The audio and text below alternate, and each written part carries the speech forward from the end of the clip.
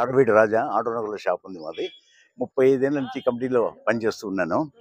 30 ఏళ్ళగా ఎదురు చూసి విసుగుపడిపోయినాం రోడ్డు లేక. చాలా ఇబ్బంది పడినాయి. నా విషయం అంతా ఎమ్మెల్యే గారు చెప్పేశారు. ఇప్పుడు ఏం జరిగిందంటే 6 నెలల కిందట ఎమ్మెల్యే గారు వచ్చి టెంకాయ కొట్టి పూజ చేసినాడు. పూజ చేసినాక స్టార్ట్ అవుతుందని ప్రతి వాళ్ళు ఎక్స్పెక్ట్ చేస్తారు కదా. ఏం ఎక్స్పెక్ట్ చేయకుండా అందరూ మమ్మల్ని విమర్శిస్తున్నారు.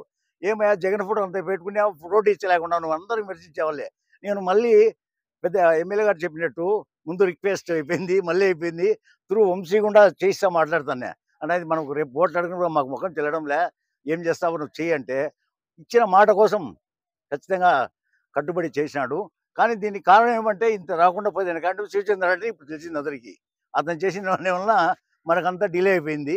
కాబట్టి మనకు ఎమ్మెల్యే గారు ఇట్లా చేశారు కాబట్టి దానికి రికార్డ్ మనము రేపు ఓట్ల రూపంలో చూపించి మంచి మెజార్టీతో గెలిపించాలని కోరుకుంటున్నాను.